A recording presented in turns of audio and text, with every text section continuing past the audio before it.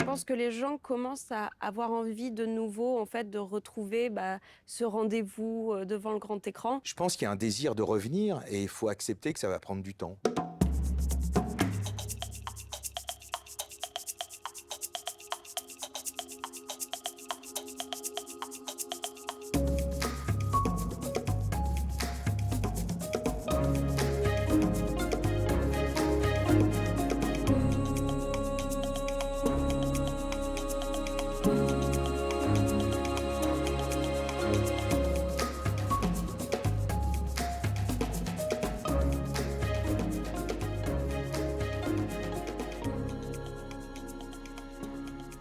Bonjour Philippe Torreton. Bonjour. Bonjour Mélanie Toubeau. Bonjour. Alors si on est ensemble ici, c'est pour essayer de retrouver le chemin des salles obscures et le goût du cinéma. Et avec l'équipe de Chic Labs, on s'est dit que votre expérience, vous, de spectateur, de spectatrice, votre goût du cinéma, pouvait nous y aider. Ça tombe bien, on est dans une salle famille, une salle gosse. Une salle gosse, on dit. Vous amèneriez vos enfants ici, Philippe Torreton ? Ah ouais, complètement. Mais ce serait bien qu'il y ait les mêmes pour adultes. Moi, j'adore cette disposition de voir des films comme ça, c'est super. Vous êtes bien installé là, ça vous va ? Ah ouais. C'est la première fois que je vois ça. Dans quel état vous êtes juste avant le début d'un film, Mélanie Toubeau ? J'aime bien quand je vais voir un film, je sais que j'ai envie d'être surprise. Et c'est vrai que j'ai un peu cette petite appréhension de qu'est-ce que je vais voir. Est-ce que je vais être étonnée ? Est-ce qu'on va me faire rêver au point auquel je l'attends ? Et ouais, ça fait une sorte de petit gargouillis dans le ventre de plaisir. Philippe Torreton, le film qui vous a mis votre première claque de cinéma, c'est quoi ? Sans nul doute, c'est avec mes parents, ils nous ont emmenés voir Papillon avec Steve McQueen. Et ça m'a... J'y repense encore, ça m'a traumatisé. Tous les acteurs de Dustin Hoffman, Steve McQueen, cette histoire de ce bagnard, enfin condamné à tort au bagne, les conditions, l'exécution. À un moment donné, on voit une guillotine et on voit un type se faire exécuter et qui traîne, qui hurle. Ça m'avait impressionné. Et vous, Philippe Torreton, du coup, le cinéma, c'était avec vos parents au début ou avec plutôt des copains ? On ne sortait pas beaucoup. C'était pas... Bon, il y avait une histoire de budget familial aussi, c'est vrai, mais je ne crois pas que ce soit le facteur limitant. C'est ce que je dis souvent, moi, aux hommes politiques en charge de la culture, c'est qu'il n'y a pas que l'accessibilité tarifaire qui fait que les gens vont sortir. C'est dans plein de foyers, on ne sort pas ensemble. Voilà, on ne va pas au théâtre, on ne va pas au cinéma, ou on y va séparément, on y va... Mais c'est pas dans l'habitude. C'est une question d'oser ? C'est une question de se sentir accepté ? D'oser, parce que, comme on le disait, sortir, c'est se confronter à l'autre. Donc, si on n'est pas à l'aise physiquement, si on n'est pas à l'aise socialement, si on n'est pas à l'aise économiquement, c'est douloureux, la confrontation des autres. Inciter à sortir, c'est pas juste dire, bah oui, on a des tarifs étudiants, on a des tarifs chômeurs. C'est pas que ça. Mélanie Toubeau, d'ailleurs, si vous êtes lancée dans cette chaîne YouTube La Manie du cinéma, c'est aussi pour ça ? C'est pour donner envie à des jeunes qui n'iraient pas forcément au cinéma d'y aller ? Oui, bien sûr. En fait, comme je disais tout à l'heure, c'est une expérience qui est un peu unique et qu'on peut vivre que dans la salle, en fait, de voir le film de cette manière. Et c'est pour ça que moi, je fais pas mal de vidéos où j'essaye un peu de déconstruire, justement, est-ce que le cinéma, c'est trop cher ? Alors oui, mais on peut en fait avoir des alternatives, donc ça peut être une question de budget en effet. Et surtout, là, on a eu, avec le Covid, on a eu encore des histoires de qu'est-ce qui va être programmé maintenant avec les films américains qui sont reportés. Et en fait, justement, c'est aussi amener le public à être plus curieux de ce qu'il peut aller voir. Actuellement, au cinéma, il y a beaucoup de films français vraiment qualitatifs. Et en fait, on n'a plus, j'ai l'impression, cette curiosité d'aller voir, en fait, ce à quoi on n'est pas habitué. Le spectateur, la majorité des spectateurs, ils vont surtout pour des gros films familiaux ou pour des blockbusters. Mais actuellement, il y a une immensité de choix dans le cinéma français également, dans le cinéma même européen, asiatique. Il y a tellement de choses que je pense que c'est très important de rappeler toute l'étendue qu'on peut voir sur un écran. Et je pense que c'est ça aussi, c'est motiver la curiosité du spectateur qui est important. Alors on va parler tout à l'heure un peu du cinéma en cette période post-confinement. Juste quelques petites questions pour voir un peu si vous connaissez les salles de cinéma. Quel est le plus vieux cinéma de Paris ?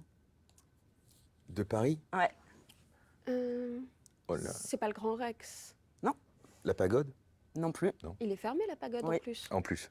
Euh, C'est le cinéma du Panthéon, 1907. Ah ah ouais. oui. Et le plus vieux cinéma du monde, Il est en France. absolument. Est-ce que ce serait pas à Lyon? C'est pas dans le sud? C'est dans le sud. À La Ciotat? Exactement. Ouais. Le cinéma de La Ciotat, oui. Voilà, l'Eden Théâtre, bien sûr, 1889. Bravo, on y arrive.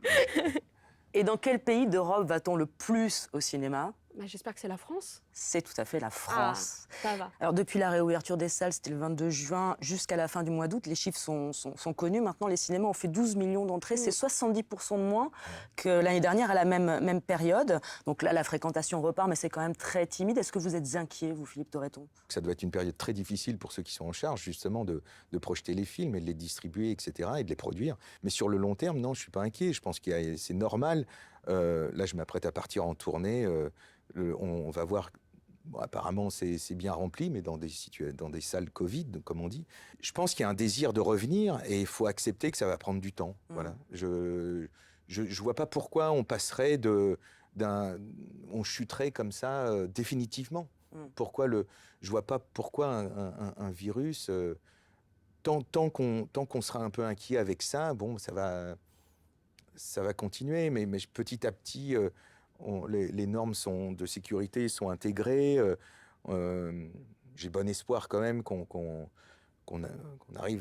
arrivera assez vite vers la fin de ce virus. Mélanie Toubeau, est-ce que vos followers sur YouTube vont au cinéma? Oui, pour la plupart, j'ai déjà fait plusieurs fois des petits sondages. La plupart y retournent, mais après, il y a encore des peurs. On attendait justement, les médias depuis plusieurs mois disaient que le fameux Tenet de Nolan allait relancer les salles. En France, ça a été un peu le cas. Aux États-Unis, pas du tout. Donc les États-Unis sont actuellement dans une période très très creuse. Mais je pense que les gens commencent à avoir envie de nouveau, en fait, de retrouver ce rendez-vous devant le grand écran. Après, il y a des peurs et on peut jeter la pierre à personne. C'est normal d'avoir peur, c'est logique. C'est pour ça qu'avoir le masque en salle, c'est normal, il faut le faire. C'est pas si contraignant que ça, en vrai. Bien donc, sûr que non. voilà, en fait, faut juste imaginer, il faut juste essayer d'aller un peu plus loin que sa peur et se dire qu'en fait, on va toujours passer un bon moment, en fait. Est-ce que justement, c'est pas le moment, là, avec cette crise qui se passe, pour le cinéma de s'interroger justement sur la façon dont il s'empare ou pas, par rapport aux séries qu'on retrouve sur les plateformes de streaming, de la diversité, des minorités, de la représentation des femmes? C'est pas le moment pour le cinéma de faire sa petite révolution là-dessus? Justement, ça commence doucement, on commence enfin... désolé, mais on dit toujours, en fait, le cinéma est fait souvent par des vieux monsieur à cheveux blancs, désolé, mais c'est vrai que c'est un petit peu C'est de moins en moins vrai, quand même. Mais en fait, justement, c'était le cas et c'est en train de s'améliorer. On commence à avoir des gens qui sont ouverts d'esprit. On commence à avoir des gens, en fait, qui veulent changer les choses. Là, actuellement, il y a eu les Oscars qui prévoient pour 2024 de faire des quotas pour que dans les films nommés, il y ait au moins... je ne sais plus exactement les chiffres, mais des films avec des représentations donc, de personnes hispaniques, noires, avec plus de femmes. Et alors, effectivement, il y a toujours des problèmes sur le fait d'utiliser le terme quota, mais dans le sens qu'en fait, on va pouvoir peut-être faire évoluer les choses en fait, en disant juste que si on doit faire ça, c'est qu'il y a un problème. Et montrer en fait le problème du doigt, d'essayer de le changer, ça va faire évoluer les choses. Moi, je suis très positive là-dessus. On voit très bien de ces dernières années, par rapport justement aux femmes réalisatrices, on en voit de plus en plus. Elles étaient déjà là, mais avant, on ne les mettait pas en avant. Il y a encore des gens, on est dans une société où des gens disent encore que les femmes réalisatrices ne sont pas talentueuses, qu'elles ne sont pas à la hauteur de leurs homologues masculins. Et ça, en fait, c'est pas normal. Mais je trouve qu'on commence à avoir un changement, justement, sur cette idée-là. Et je suis contente de me dire que voilà, d'ici quelques années, on n'aura peut-être pas la parité, mais au moins, il y aura quelque chose qui va changer. Et c'est que pour le mieux. Philippe Torreton, les quotas, c'est quelque chose qui vous parle? Non, c'est quelque chose... Enfin, je pense que dans certains cas, ça peut être un mal nécessaire, mais je pense que c'est un mal. C'est-à-dire que quand c'est vraiment la dernière solution Exactement. pour faire bouger les choses. Mais En revanche, je ne pense pas qu'il faille faire peser sur l'art, et le cinéma en est un, c'est le 7e, paraît-il, donc le soin de changer ou de faire sa mutation ou sa révolution. C'est à la société de bouger. Le cinéma est un reflet comme ça de ce qui se passe dans une société. On a les films qu'on mérite finalement, on a le cinéma qu'on mérite, et je pense que c'est à la société de bouger. Si on fait peser ça, c'est dangereux. C'est dangereux sur l'art, ça devient un art téléguidé. On va dire oui à tel film parce que vous correspondez à... Vous avez tout ce qu'il faut, minorité et représentativité, etc., parité et autres. Or, une œuvre d'art ne se crée pas comme ça. Bien sûr. Donc, moi, je trouve que c'est vraiment un souci. C'est à la société de bouger. Et le cinéma sera le reflet, l'art en général est le reflet. Vous ne pensez pas que le cinéma peut être le moteur? Justement, moi, c'est plus ça, c'est qu'en fait, je vois aussi que le cinéma peut être en fait un miroir sur lequel la société veut essayer de se calquer. Justement, en montrant plus de diversité dans les films, des gens vont commencer en fait à y voir quelque chose, à y voir un changement qu'ils vont peut-être essayer de mettre dans la société. Mais après, au final, c'est un changement des deux côtés. Il faut que ça aille dans les deux sens. Mais je pense que le cinéma peut être en fait franchement, je pense que même.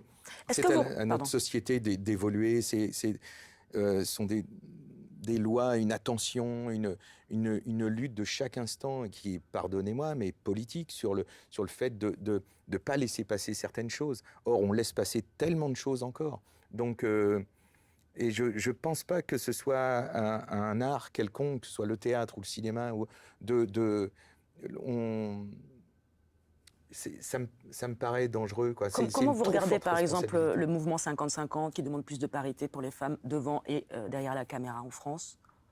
Ah mais ça, en revanche, que ça milite, je trouve ça bien, c'est pas moi qui vais dire le contraire. Ça, évidemment, il faut qu'il y ait des gens qui militent, qui adhèrent, qui montrent que voilà, telle population est sous-représentée, de façon à servir à éclairer certaines zones d'ombre de notre société. Ça, c'est évident. De la même façon que, là, par exemple, mon fils développe une société de casting en ligne pour justement faire en sorte, et il travaille avec 50-50 aussi, pour faire en sorte que n'importe qui sur le territoire, parce qu'il n'y a pas que la discrimination homme, femme et genre, etc., mais il y a aussi, quand tu es à Limoges et que tu veux être comédien, comment tu fais pour passer un casting parisien? Eh bien, tu ne le fais pas. On ne pense pas à toi parce que les directeurs de casting, ils ont leur liste et puis basta cosy.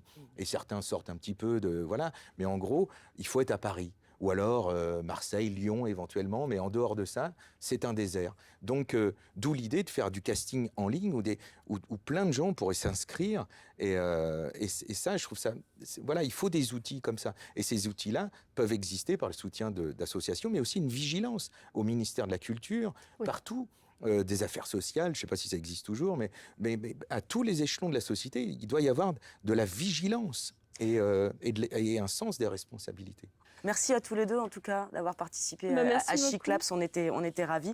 Philippe Torreton, vous êtes au théâtre, en tournée, avec La vie de Galilée de Bertolt Brecht. Et Mélanie Toubeau, je rappelle votre chaîne YouTube, La Manie du cinéma. Et puis, on vous retrouve sur OCS, sur les réseaux sociaux pour le cinéma. Et nous, on remercie bien le Cinéma 7 Batignolles pour nous avoir accueillis dans cette jolie salle. N'oubliez pas, aller au cinéma. Et là, j'ai quelque chose à vous demander à chacun. Tous en salle. Tous en salle.